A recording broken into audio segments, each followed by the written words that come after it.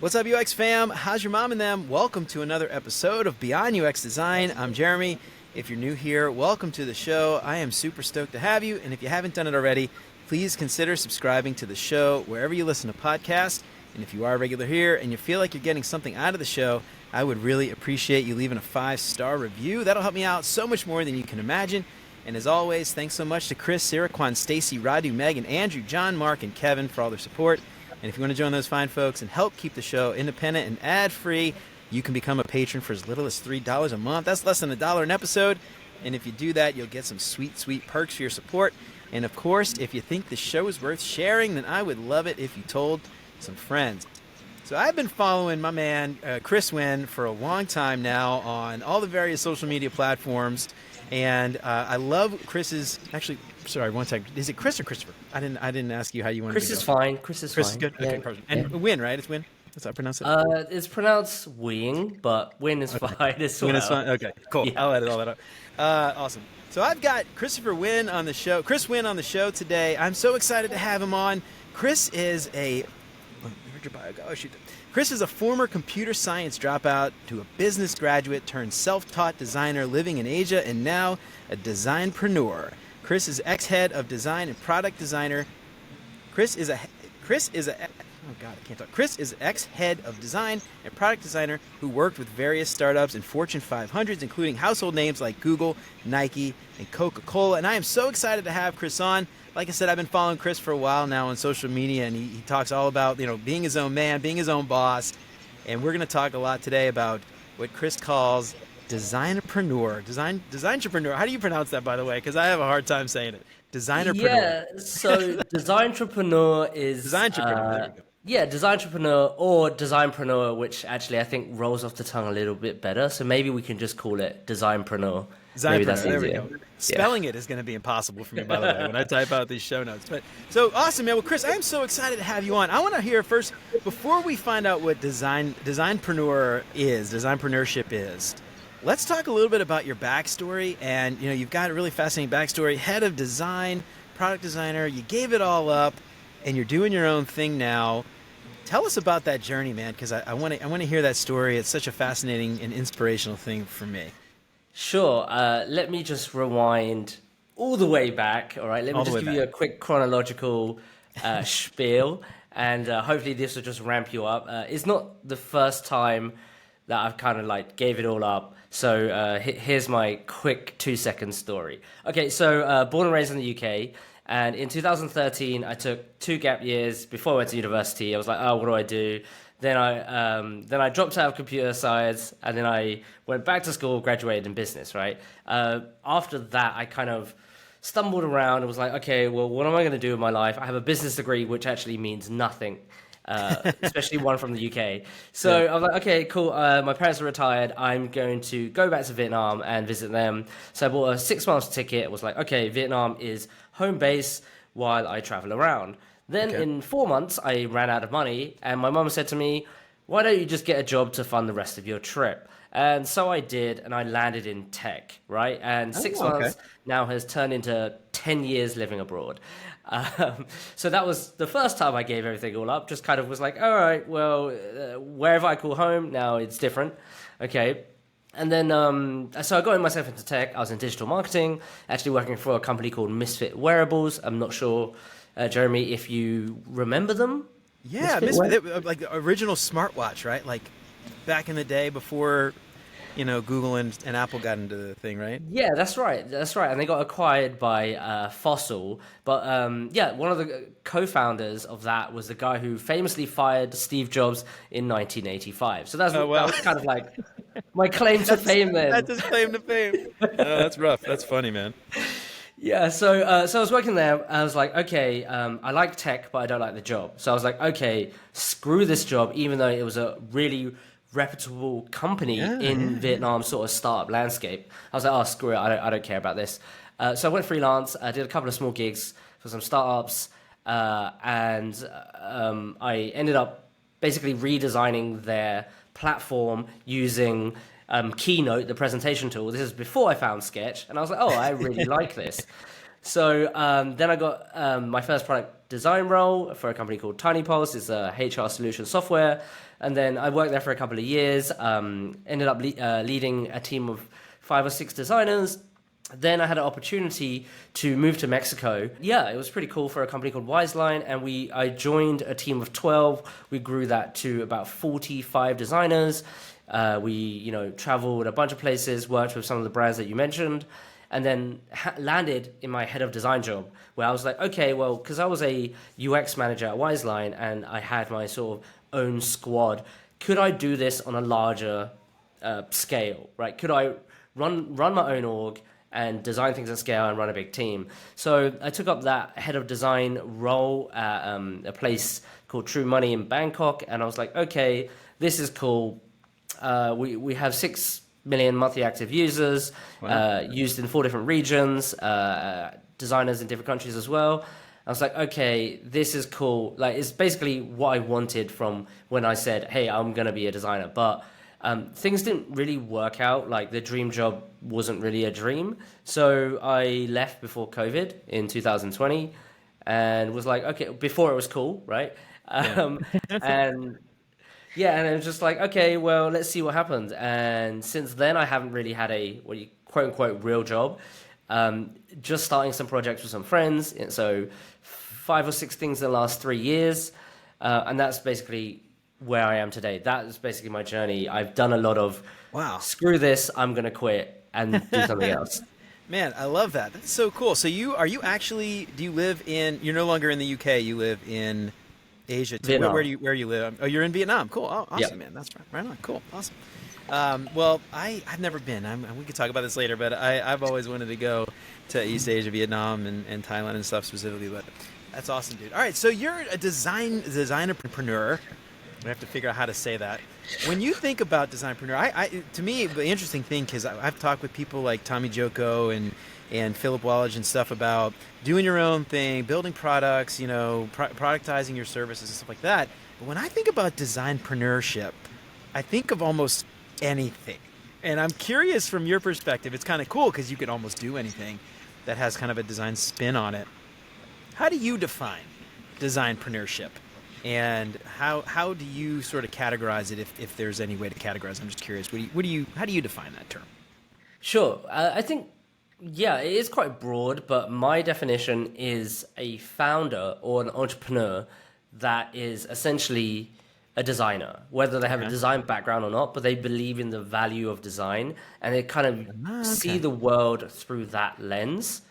So, really just riffing off a couple of really popular and famous designpreneurs.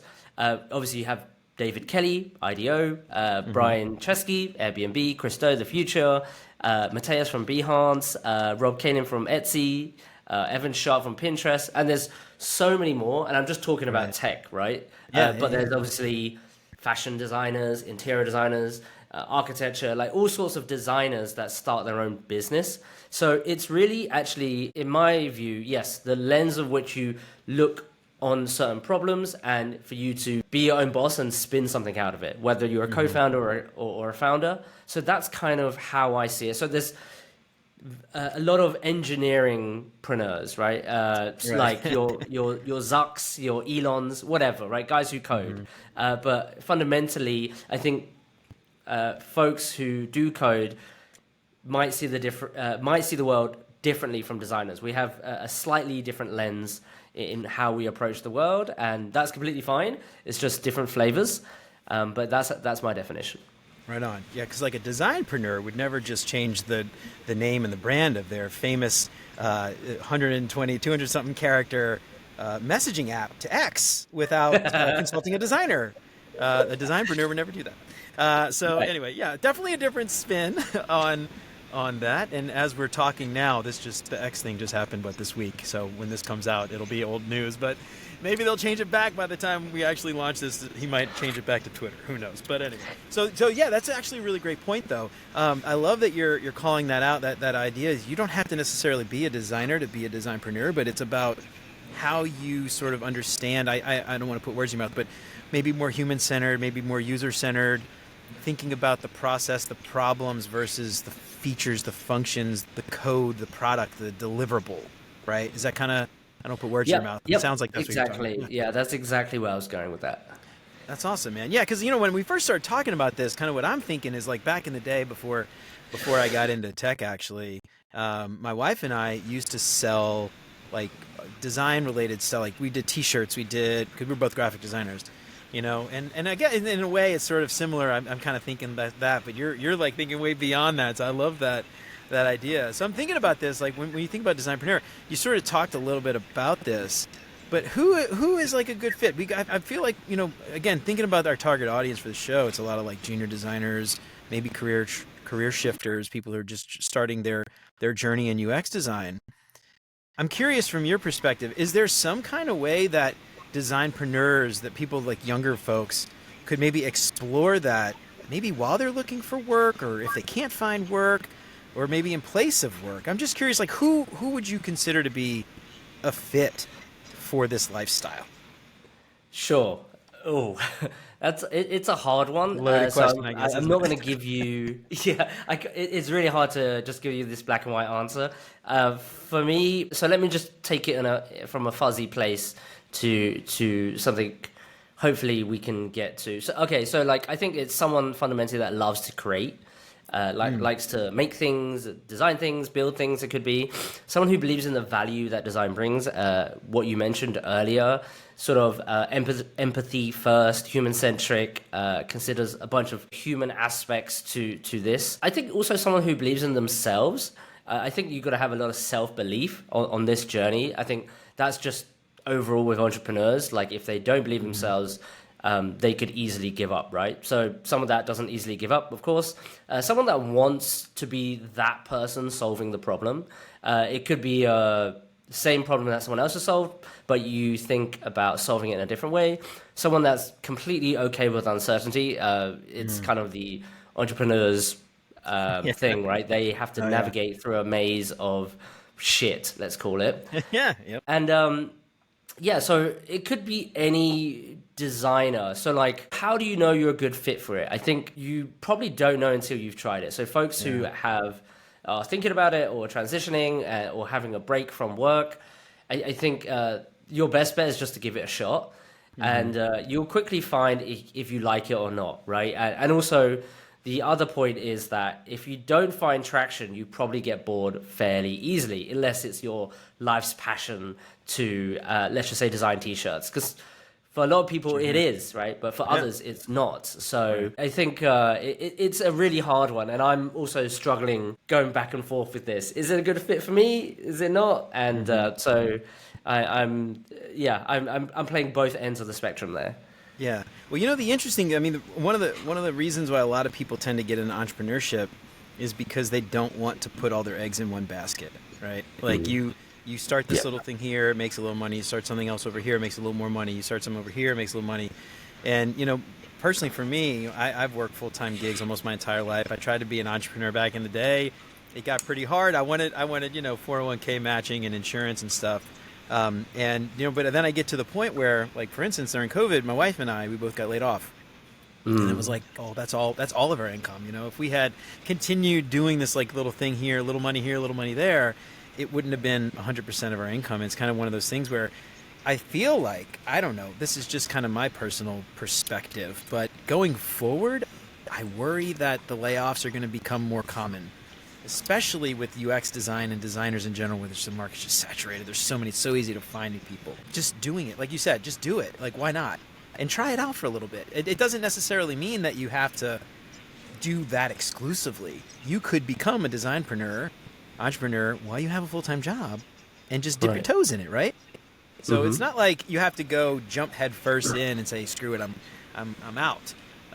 But I'm curious, like, your thoughts there. Like, is it possible to kind of do that? Do you think, like, not giving your full attention to it while you still have a full-time job, or do you feel like that's maybe something you might try to avoid and just say, if you're going to do it, do it?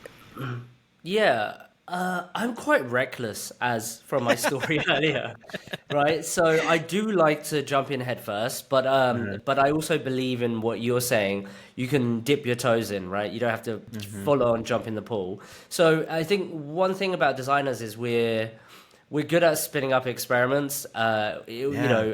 Just approach it like an MVP mindset. It doesn't have to be perfect. You don't have to, invest a bunch of money in it. You could literally build it quick and dirty. You can launch a prototype in a couple of days, right? So it really depends on the ambition and the belief of that project. And of course, there's other things like money and stuff. But I think my favorite side projects has always been if I've got other stuff going on as well, right? Until if I put too much energy that this is going to succeed, that kind of sucks the fun out of it, because you're looking for results like straight away. And I think we need to play in that realm of like, it is still play, right? This is just for fun. And if something comes of it, then we can kind of shift our energy more into that. So, but however, I said that, that I do go all in because I want to immerse myself in that, but I'm okay to say, okay, it's not working, right? Like I have no emotional attachment. I've just lost 3 months, but that's fine. Like that's what I wanted to do. So for me, my strategy typically is like start something little, but and then if I feel like there's potential, then just dive in a little bit more, and then see what happens. But I think for many folks, you should be, diversifying, as you said. Have your, main income, and then do things on the side and see if you like it. Open a bakery, like a ghost bakery, right, or whatever it is. That stuff doesn't need full-time attention. You don't need to buy a kitchen. That stuff could be done at home. Yeah. Yeah, I love that, man. Well, the idea of experimentation, I mean, this is to me such an important piece. And I think one thing that I think UX designers specifically understand inherently, right? I don't know that many engineers would really think the same way, right? I mean, maybe they would. I'm not saying every engineer would, but I think that's sort of ingrained in our process to test, iterate, validate, get the feedback, iterate it again, and just continuously improve it over time. And I read this online somewhere, and I think a designer is the one who said it, so give it, take it with a grain of salt, but it was something to the effect of designers make the best entrepreneurs because we understand the people, we understand the problem, we don't fall in love with the solution, we fall in love with the problem, and we're willing to change and flex, as opposed to saying I've invested all this money and I'm going to keep doing it even though I know that it's probably going to fail. So that idea of experimentation to me is such a critical thing. And I don't know, I'm not, we often don't see behind the scenes a lot of startups. We just hear about the big, the ones that make the $1 billion sale to, Google or Microsoft or something. But there's a lot of that in there. I love that. I don't know. I'm curious from your perspective, experimenting. Do you have any like examples from your own personal experience where you started doing something and you're like, this was a total failure, and you flexed and you pivoted and changed it, but then it became a success?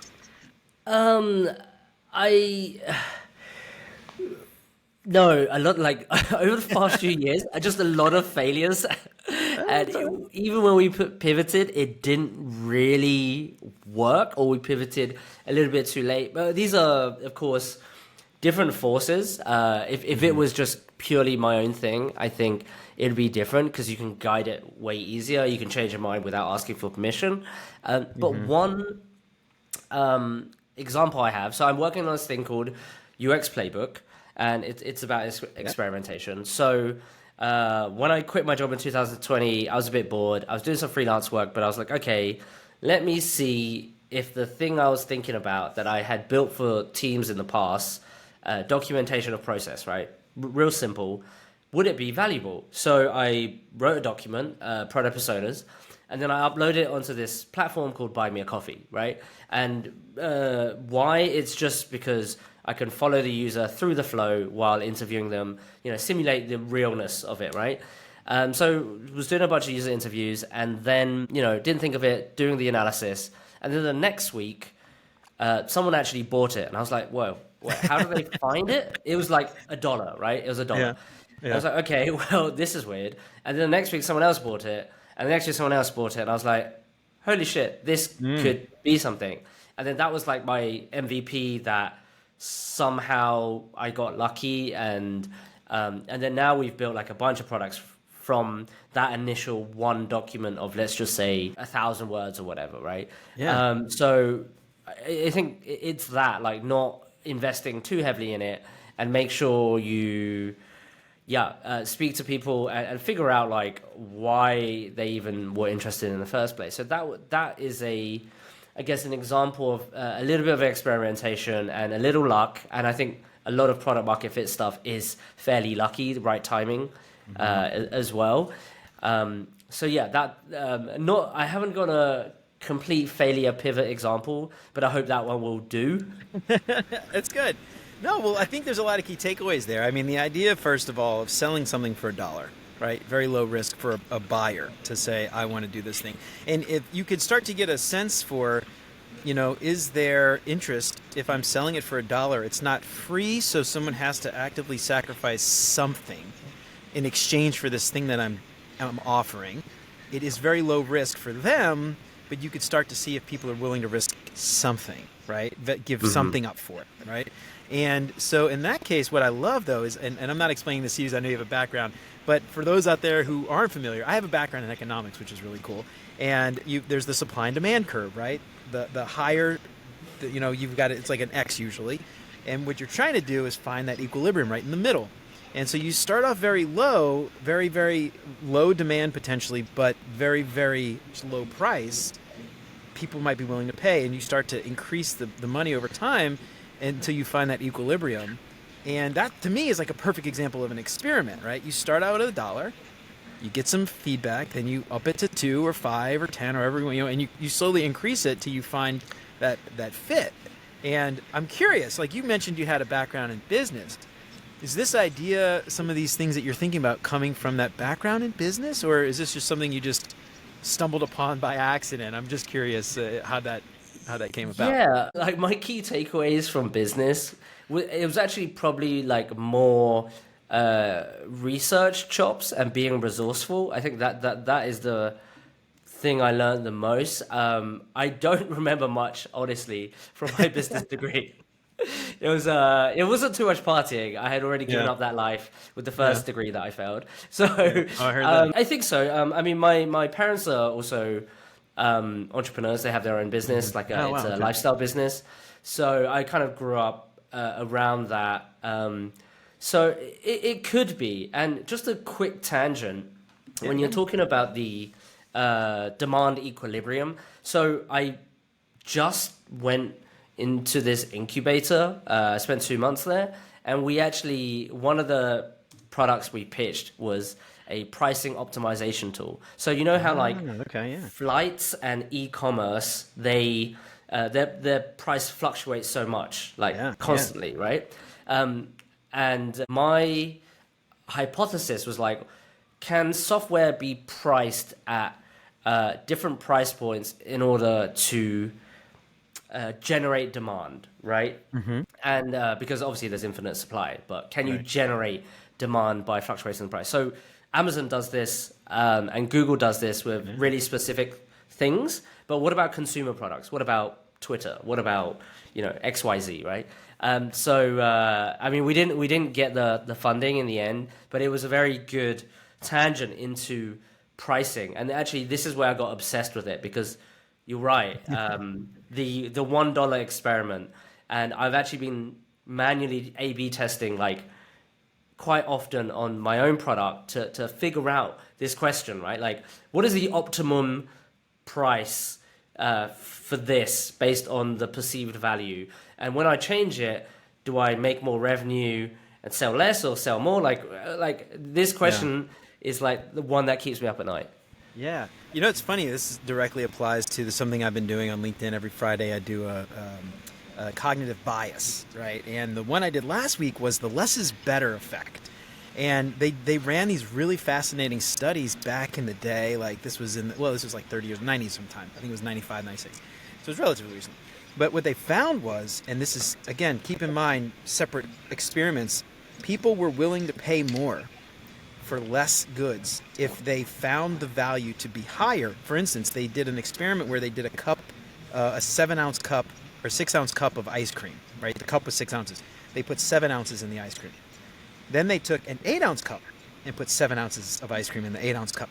And when people judged it, they were willing to pay more for the cup of ice cream that was overflowing than the one that looked like it wasn't full.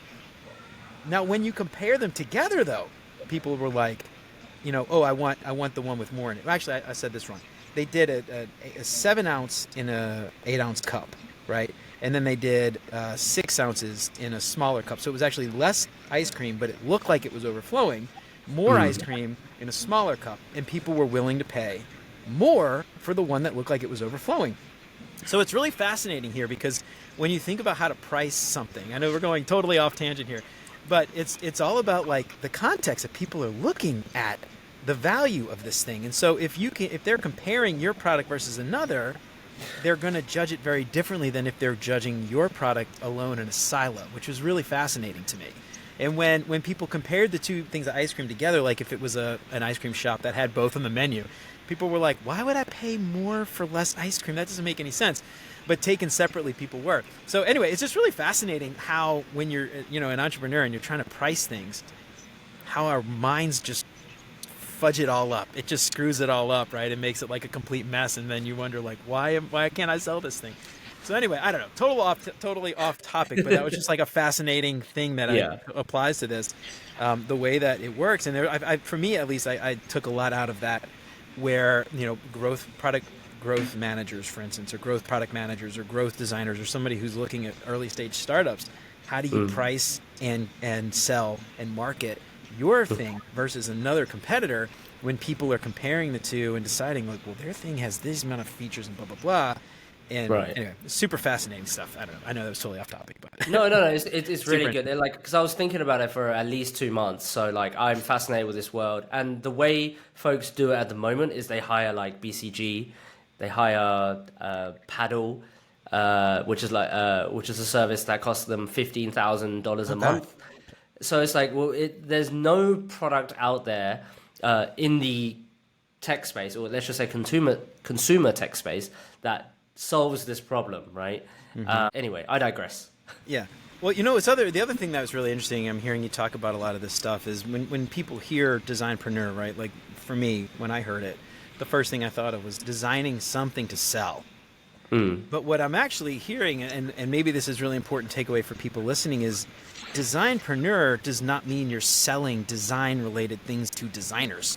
It means you're thinking about it from a designer's perspective and approaching running and starting a business from the way a designer would do it. Not necessarily saying, I'm going to create Notion templates for designers, right? You might actually create Notion templates for something completely unrelated to design, but approach it from the way a designer would. So anyway, I don't know if you have anything actually to say about that, but that was just a key thing I just wanted to like highlight as we're talking. It's not, most of the stuff you're talking about here, a lot of the things are not, your playbook, UX playbook, obviously, but a lot of the other things you're talking about are totally unrelated to design. It's just approaching it from a designer's point of view. Yeah. It's sort of getting this, like understanding why people make the decisions they do, and then how you can potentially influence them to an outcome that you wish, right?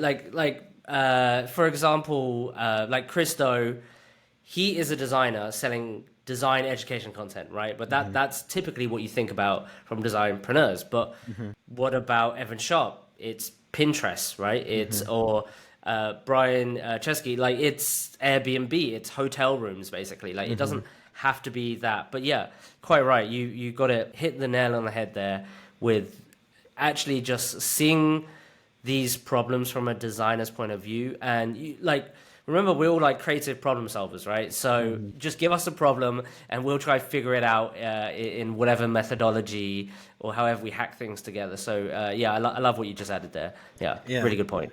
So one other thing that you mentioned a little bit ago, and I want to call this out because I feel like this is maybe a nurture versus nature thing, and I'm curious your take on it. But, like I said before, I started my own thing. My wife and I started our own kind of side gig selling, stuff.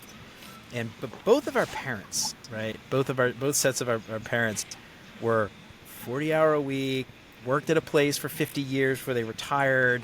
The same job forever. They didn't quit. They didn't do their own thing. And over and over and over again, since I was like a small child, I remember my parents beating me over the head with, you got to go to college, you got to get an MBA, you got to work for some big corporation and make a bunch of money so you can retire. And nobody in my family really was of that entrepreneurial mindset. And so when I got to be an adult doing my own kind of side gig, side hustle, selling stuff, they were just like, what are you doing? You focus on your job. You're wasting time. You're not going to make any money. You're going to fail, blah, blah, blah. And it sounds like, for me, like what I'm hearing, at least, I don't want to put words in your mouth. I'm curious what your thoughts are here, but your parents had their own thing and they worked for themselves, entrepreneurs.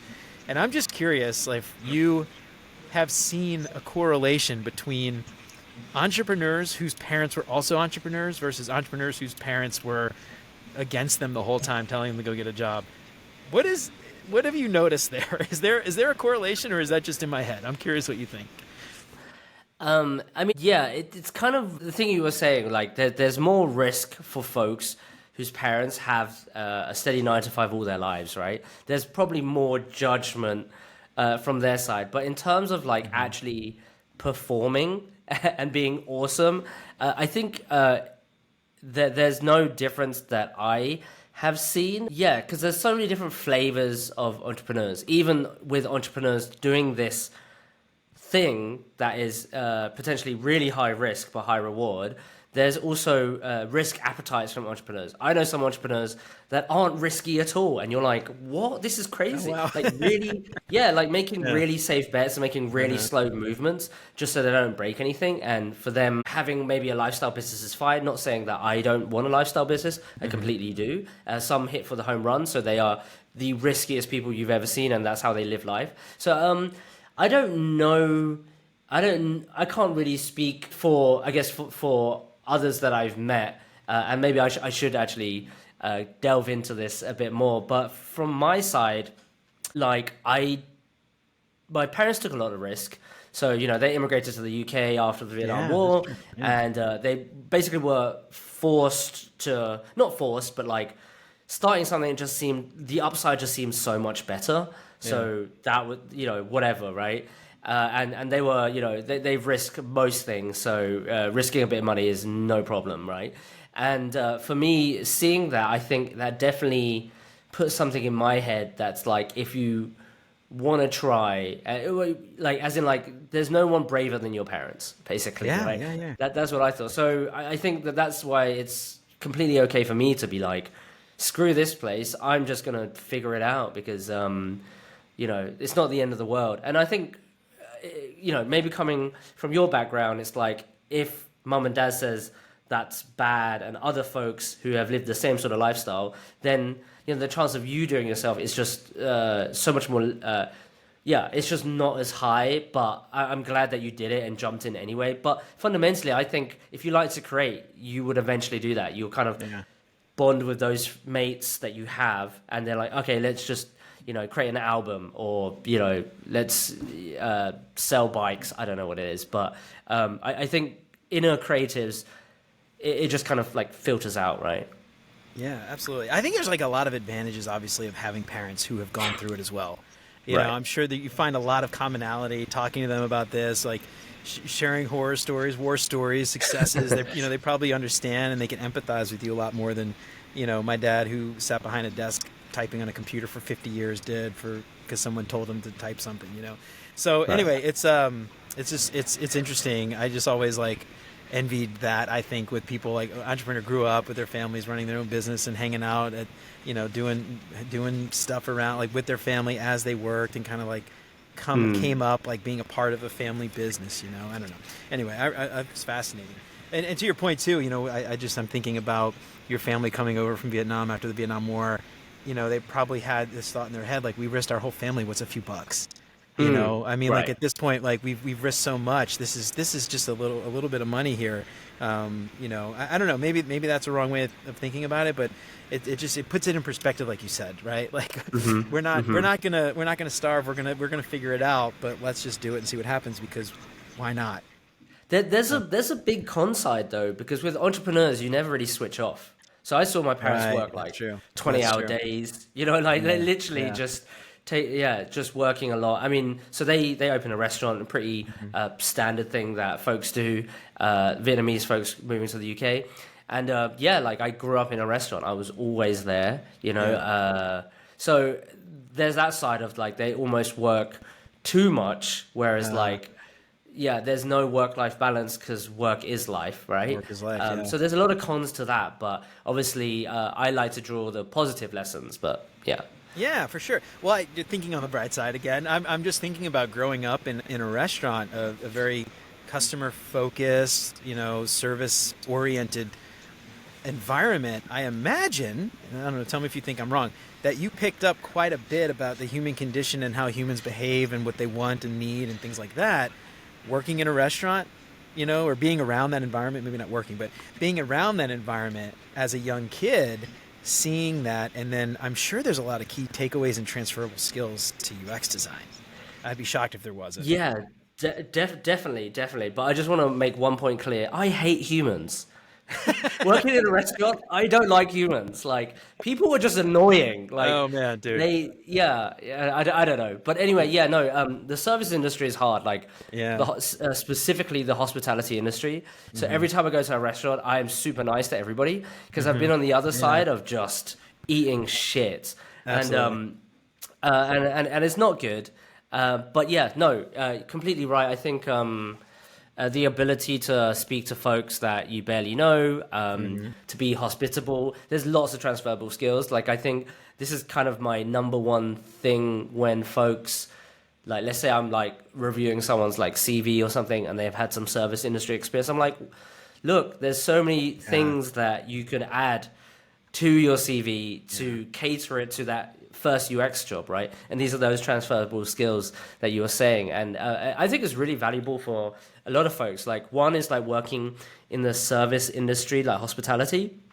And the other is actually working in sales.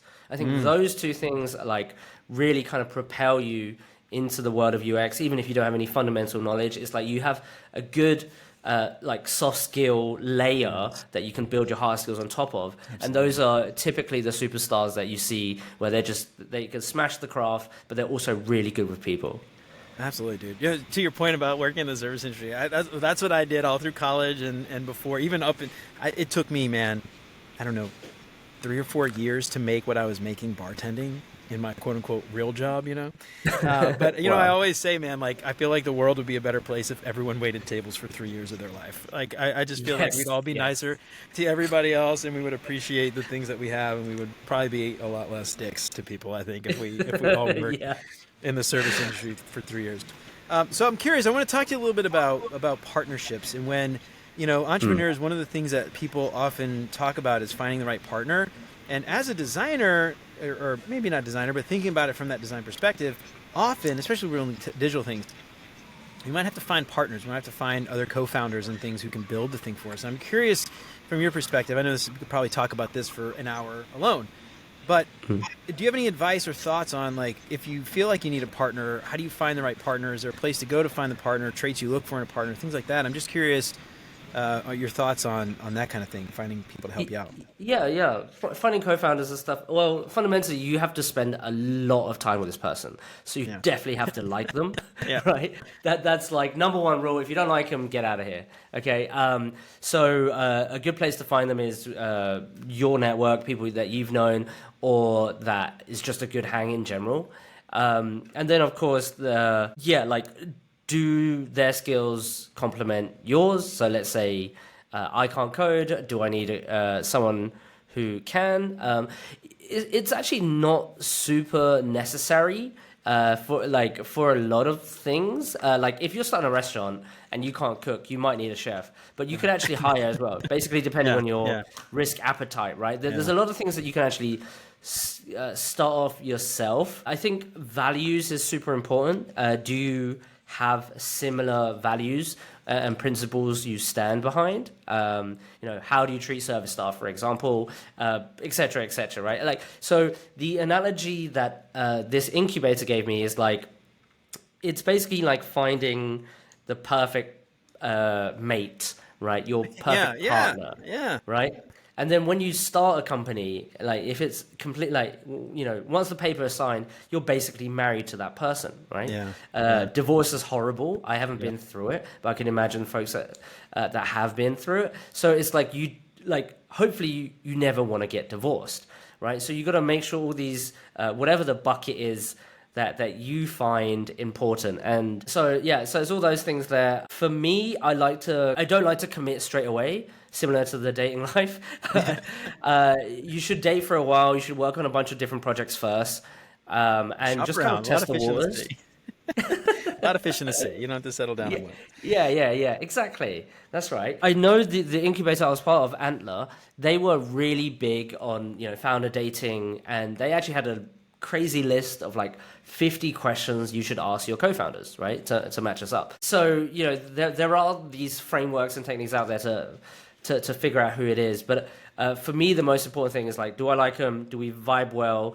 Do they also inspire me to be better? I think that's really important to me because otherwise my motivation will just slump if, for example, you do more work than them, and then you guys are arguing about like dumb stuff. And and luckily enough, my girlfriend at the moment is also my co-founder. Oh wow! So we've started a few things together, and and so it was also quite interesting where you're not dating, you start something, and then you are dating. So I kind of did it the other way around. Oh, where you start so something you guys first. started, and then you started dating after starting the business together?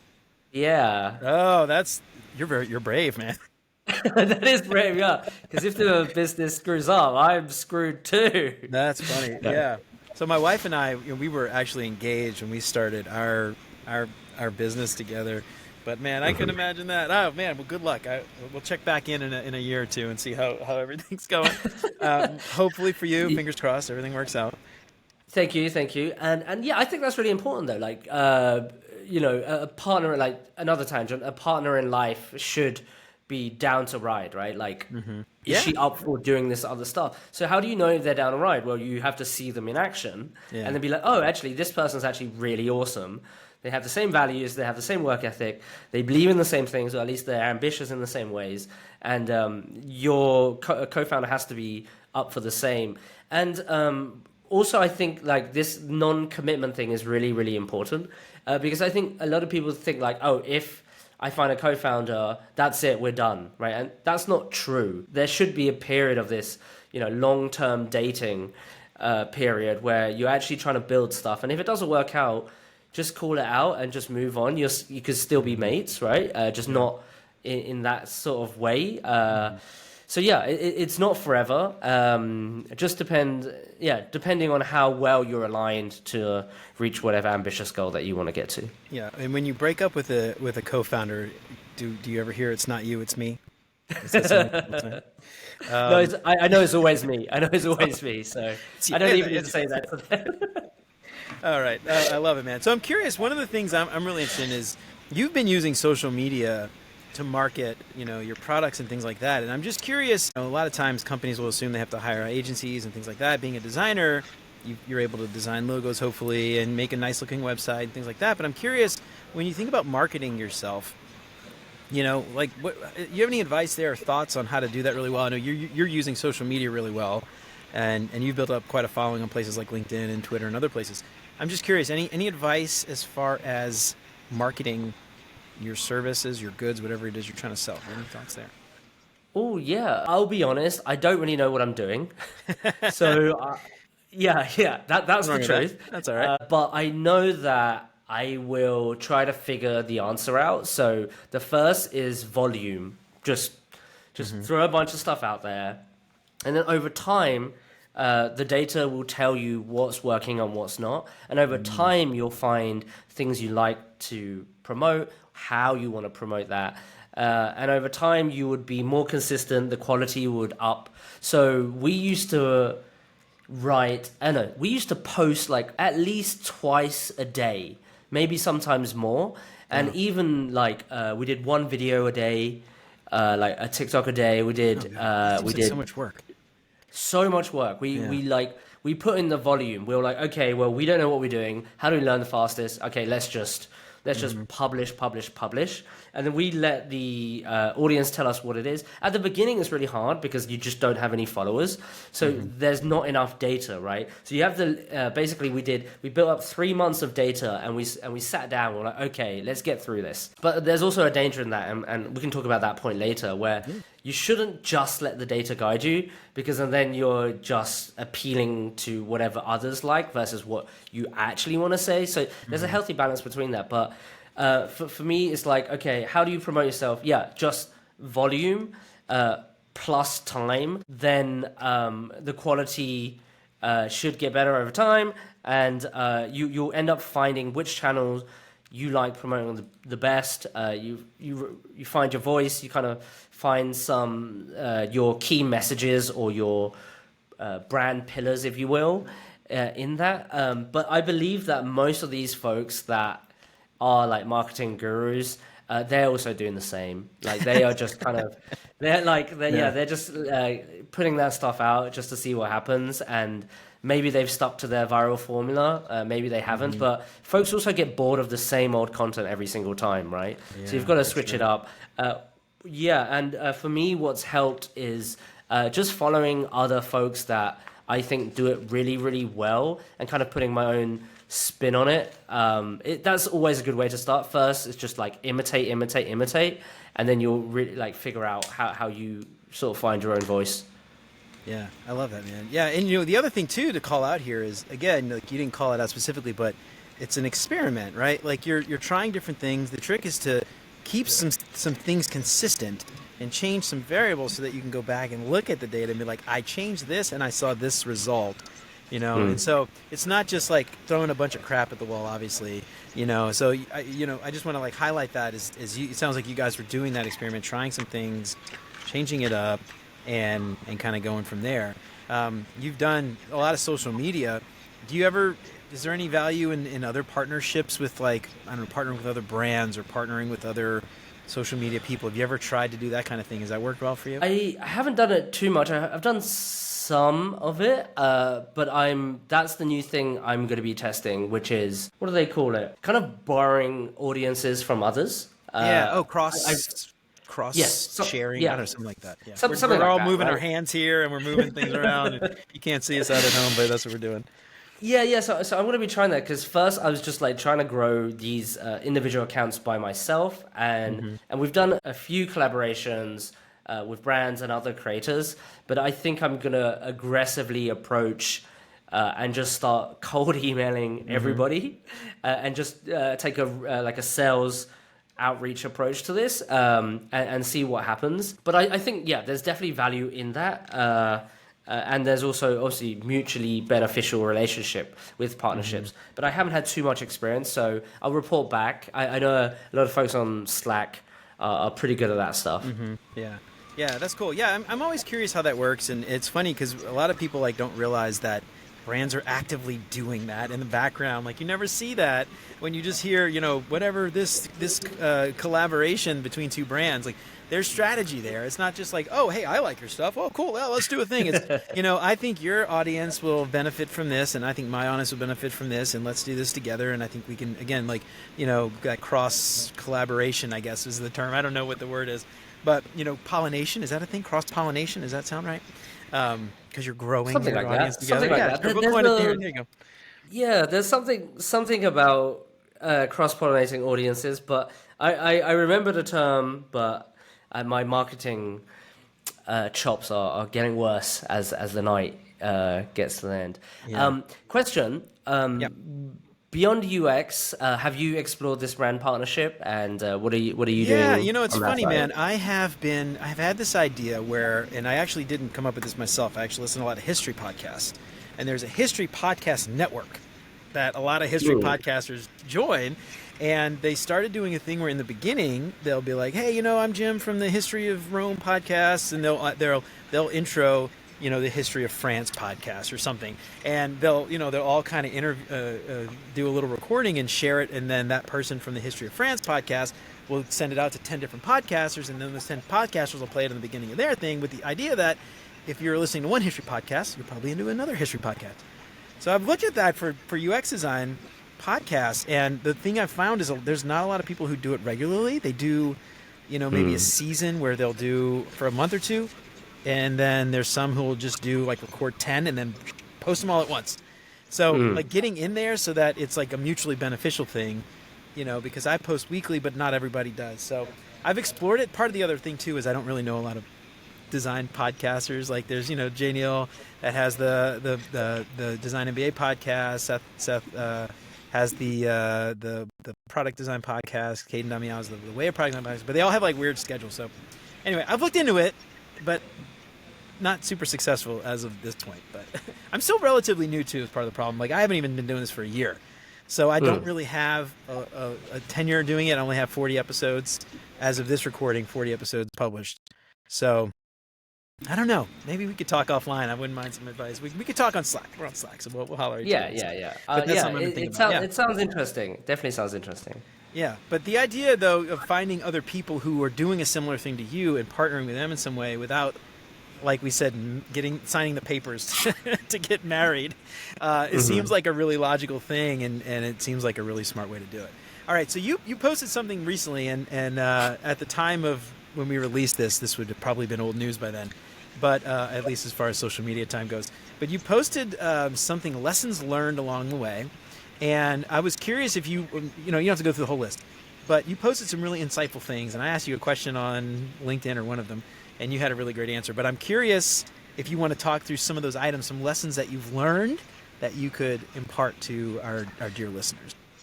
Sure. So the other day, I've been writing for like a year, 2 months, and 14 days. This was a few days ago. Yeah. Every day, no exception. Actually, probably more than one post a day. But anyway, I digress.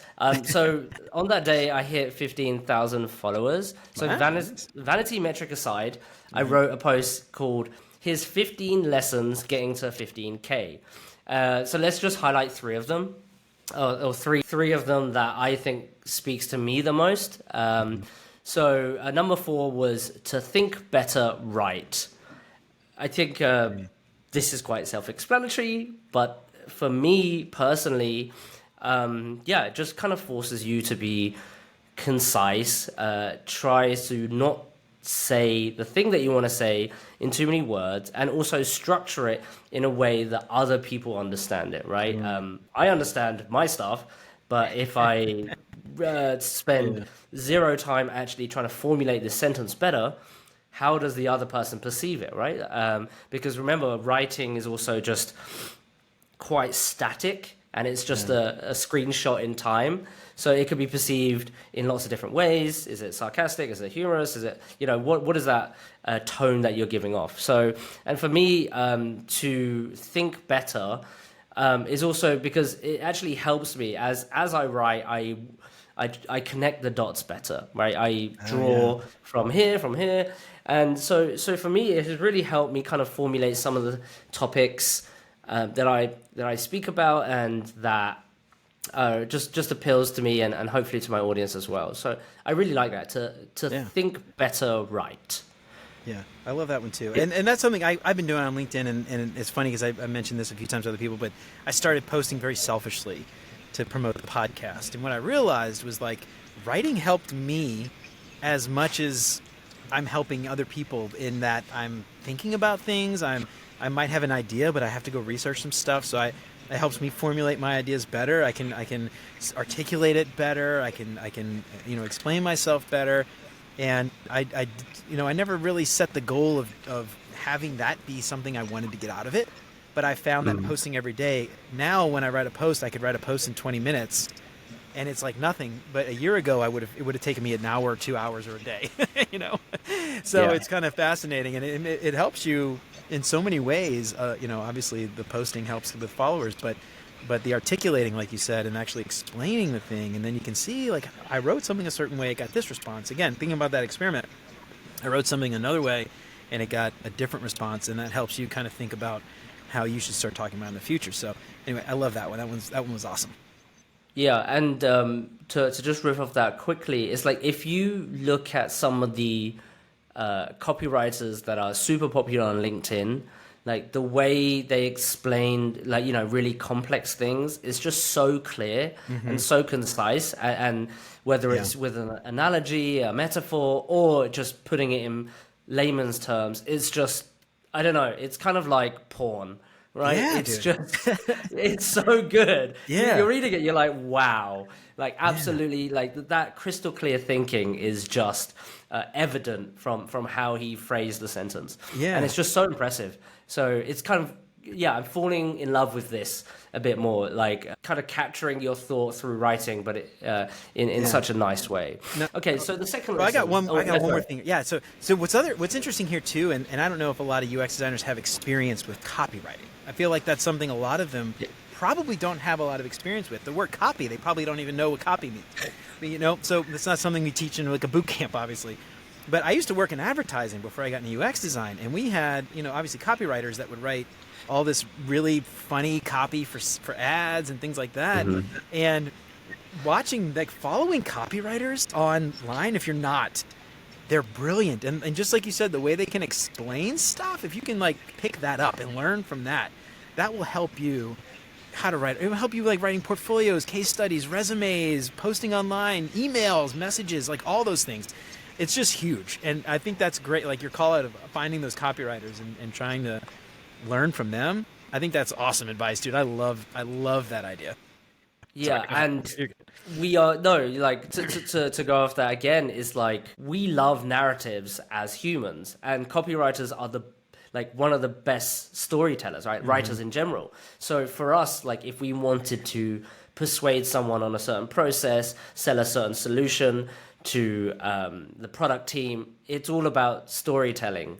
Right, people won't just believe that this work is good without you kind of crafting that message. And for you to write that down, storytelling is the number one thing that online that people say, oh, in your portfolio or case study, right? So to do that, you should learn from these copywriters. They are just at the top of their game, and it's just great to see. For sure, I love it. All right, what you got next? Yep, this one is easy. It's lesson 11, automate. So I did lots of manual things for so long just because I was like, okay, I'm going to do this, but I'm going to do it in the worst way possible just so I know how hard it is. So, even before we started actually posting online, we had a month of backlog. And that just basically put pressure, lessen the pressure for us to always be creative and always kind of run towards a clock, right? So this is true with writing, with videos, with product launches, right? So we always try to set up an initial system, say, okay, if we have enough items, it's going to go out here. So have some planning and then figure out ways to automate. And for that, like for me, I posted on LinkedIn manually a lot of times, even though I backlogged it. But then we actually built this micro SaaS tool that helped us do it straight from Notion. It's like, okay, we need to automate. There's no product out there. Let's just build it really quickly, right? But I think this would help a lot in terms of folks who wanting to start, but they don't want to do it every single day and establish that routine. I think it's still important to establish that routine, but you can take that stress off your shoulders by just having a few things in the bank, right? And this is also a life lesson too. Things that you do often, you can kind of automate it, outsource it. Find a frictionless way to get that thing done. If you don't like washing the dishes or ironing your clothes, some would argue it's good to get in the grind. But for me, that's not the case. I would rather automate and outsource and kind of figure that stuff out and keep it on autopilot. Yeah. So you mentioned posting on LinkedIn. That's something I do. Is there's Buffer things, but they're expensive. That's really awesome. You guys made your own from Notion. I would have never even thought to do that. Notion's amazing, man. By the way, I don't want to get off topic, but I've been getting into it a lot more. And it's just incredible the stuff you can do with it. I'm curious, any other examples of automating? What else? I know you're not talking specifically about AI and having ChatGPT write posts for you. And I know you're not talking about that. But when you think about automating, what are some other examples, ways that you've automated your workflow? Yeah, so because I was doing YouTube videos and I had the worst thumbnails ever, right?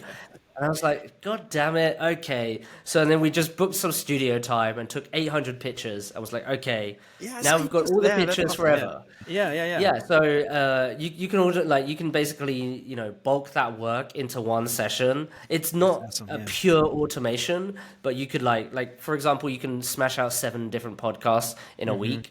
Mm-hmm. That would help you just kind of alleviate that work. Right. Yeah, the LinkedIn tool that was for Notion. We set up some like things on Notion that basically automatically update status. Mm-hmm. So basically some status checks that and which part of the process, whether it's draft, whether it's copy, and for us to kind of I guess simplify the workflow Yeah. and just kind of know where we are.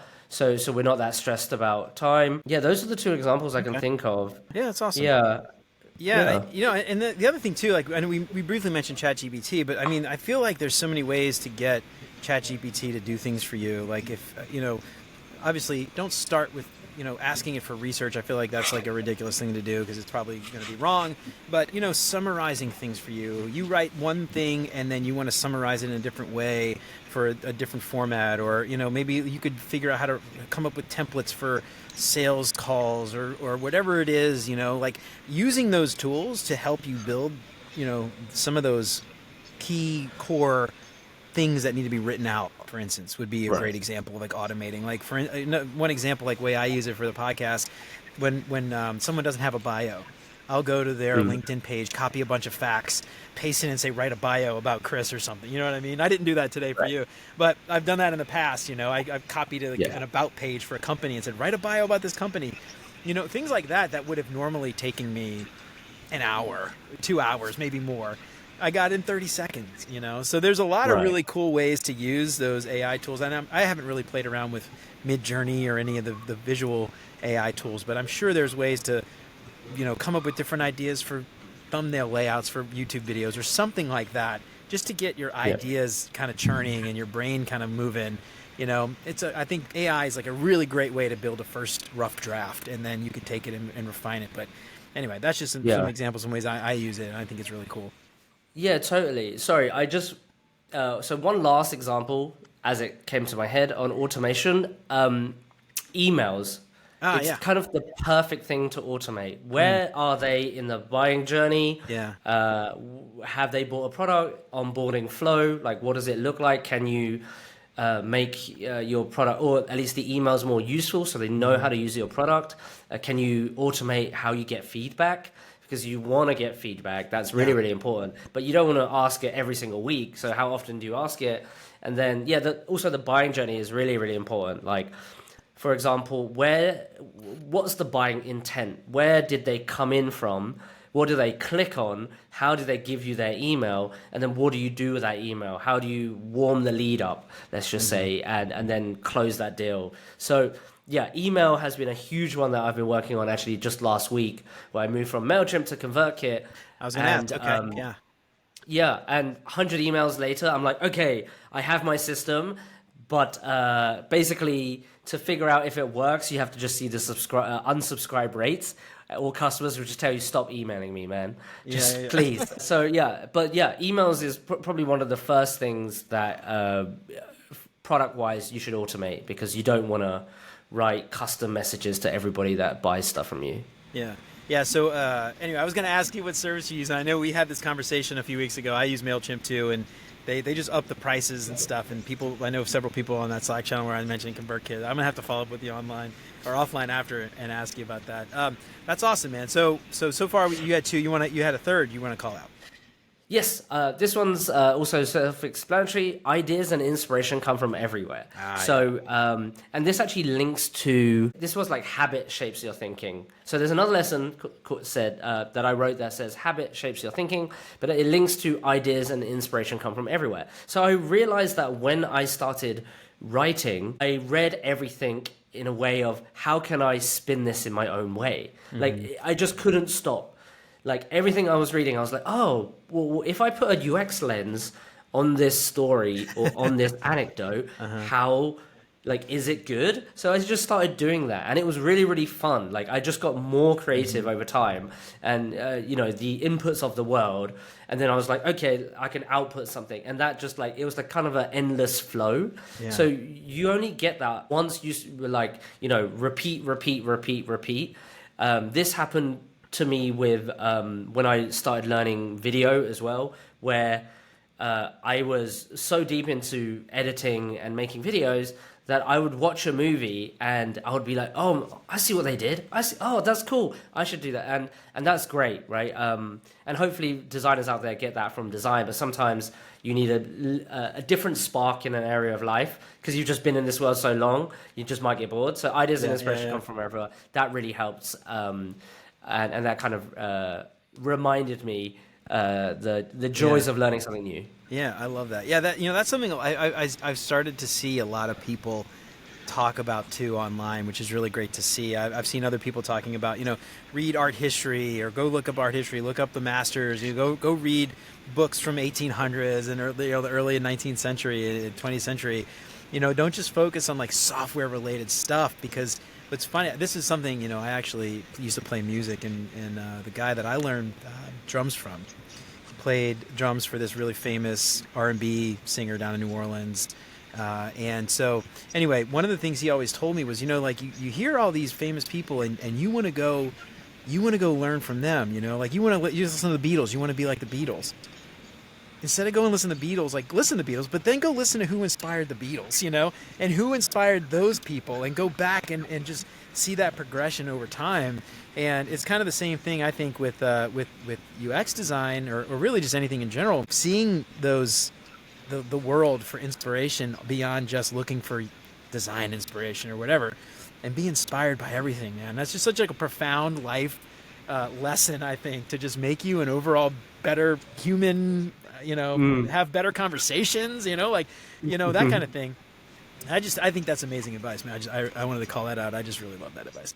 Thank you, man. Thank you. And also, that's so true that, it's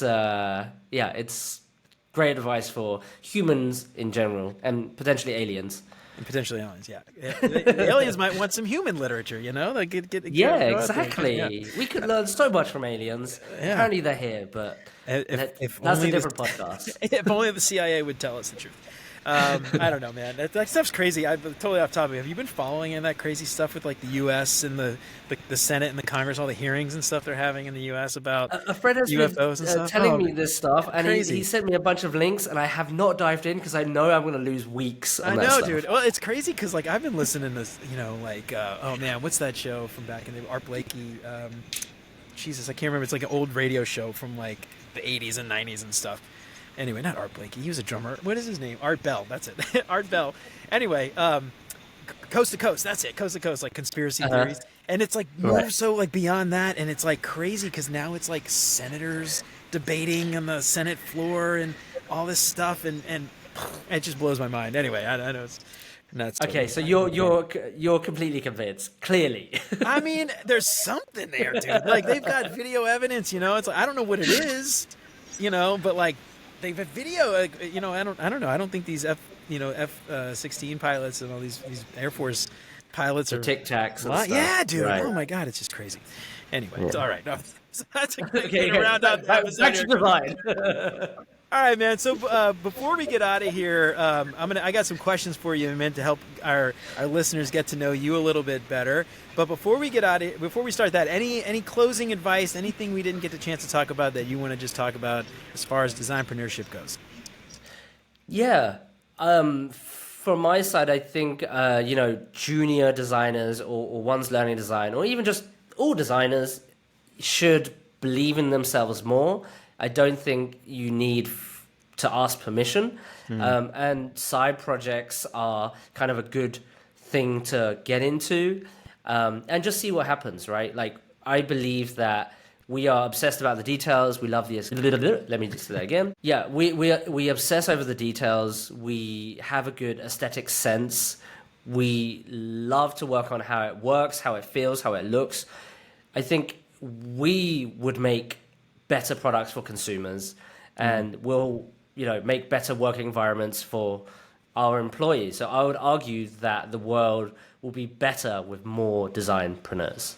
Hell yeah. I second that. All right, man. Cool. So I got a series of questions here that I'm going to go through with you just to help everybody listening get to know Chris a little bit better. First thing that comes to your mind, you don't have to spend too much time to do it. All right. What is your favorite non-design? It's kind of life human philosophy almanac of Naval Ravikant. Oh, what is that about? It's just life lessons, how to live, how to live well and make monies. Nice. I like that. And you can never have too much of that. All right. What's your favorite non-design podcast? I have two categories. I am obsessed with like business podcasts at the million. I think my favorite one is My First Million. And then comedy podcasts, I like Bad Friends and Chrissy Chaos. Tell me about those comedy podcasts. I'm not familiar. Bad Friends, Andrew Santino and Bobby Lee, they just sit there and they do a bunch of improv. It's really dumb, and they have guests coming in. It's just really, really silly. And then Chrissy Chaos is a fast-talking New Yorker, and he's just ridiculous, and he's just so funny. Like, both of them are just, they make me laugh in different ways. One's like more like kind of acting, being silly. The other is just being ridiculous and completely unfiltered. Yeah. I love it, dude. I'm going to have to go check this out. I've never heard of them. I love a good podcast, man. Obviously, I love a good podcast. All right. What is your favorite meal? I like dim sum. Dim sum. Any place in particular? Or do you do it at home? No, it's really, really hard to do at home. I guess, yeah, it would be, isn't it? There's a place called Tim Ho Wan. It's one of the cheapest Michelin star dim sum restaurants that started from Hong Kong, and now it's quite a few places in the world, so go check that out. It's really, really good. Okay. Is it close to you in Vietnam? It's not in Vietnam, actually. Oh, okay. It's in other places, like it's in Bangkok, it's in Taiwan, it's in Hong Kong, but it's not in Vietnam, unfortunately, which sucks. And what like out of all the dim sum options, what's your favorite? Do you have a pick like one or two? It's hard. It's hard because that's the best thing about dim sum. It's just like grabbing all the plates. Yeah, no, it's hard. I cannot choose. All right, I won't hold you to it. All right. What is your favorite vacation spot? Being over in Asia, you probably got a lot of options here. Yeah, I've definitely have traveled a bunch of cities, but and beaches, mountains. But so what I like is I'm a city person because I like the hustle and bustle of the city, and obviously it has to be sunny. So I'm pretty easy when it comes to vacation spot. Just give me a sunny city and I'll be happy. Okay. Right. That's good. Sunny city and you'll be happy. So like, let's see, like Amsterdam in the middle of the winter is like right out. No, not Amsterdam. No. All right. What is your favorite design tool that is not Figma? I've been using a lot of Pitch, a presentation tool. Okay. It's pretty good. My product PDF is made from Pitch. It's just super easy and quite pleasing to use compared to Google Slides. Okay. Is it similar to like a PowerPoint type of thing or a Keynote sort of? Cool. Yeah. It's like, is it web-based? You mentioned Google web-based. It can be, but you can get the app as well. Oh, right on. Yeah. I love it, man. Yeah. All right, dude. Awesome, man. Well, before we get out of here, that's all the questions I got that's all the questions that I have for you. Before we get out of here, tell everybody out there listening, where can they find you? Give all your stuff a plug, UX Playbook, all that stuff. Where can everybody find Chris Nguyen? Yes. UXplaybook.org is my educational product for UX, taking you from zero to unicorn designer, hopefully. And fingers crossed. UXplaybook.org. And you can find me everywhere on socials at UX Chris Nguyen, spelled Nguyen, on every single social media platform. That's me. Oh, man. Awesome. Yeah. I didn't have a problem. Like, I guess I asked you before if I pronounced Nguyen right, and it wasn't quite right. But I don't know if you knew this, but New Orleans has a huge Vietnamese population.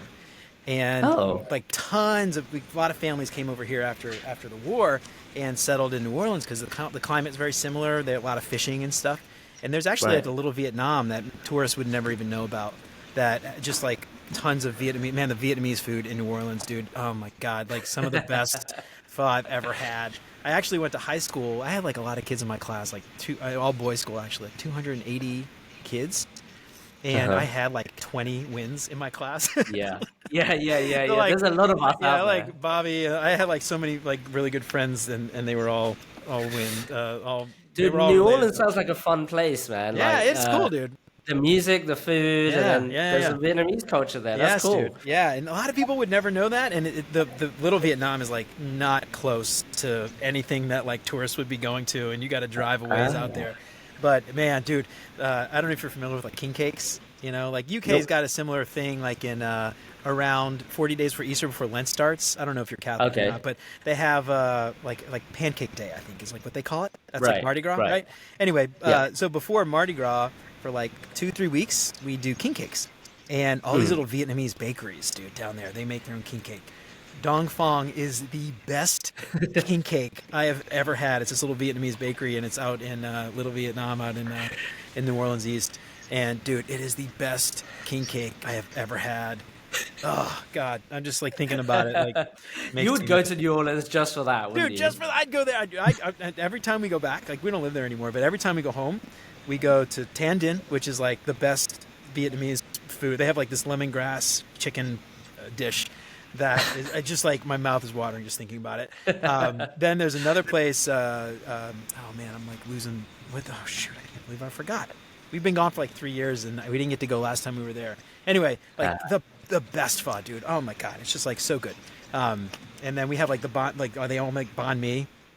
Yeah. We call them Vietnamese po' boys, you know, because like we have po' boys down in New Orleans. And anyway, Right. dude, oh my God, it's so good. I miss it so much. You got to come to Vietnam, man. Like, it sounds like you're. It's on my list. Yeah, It's good, on my good. list. It's It's on my list. it's super fun, and you might as well do the Southeast Asia tour Hell while, yeah. while you're here. Right? I gotta Yeah. find babysitters for my kids though. That's the problem. I gotta like Bring take 'em, with me. bring 'em, Bring it's them, and fine. have them like ride around in the ride around with us. Man, I'd love that, dude.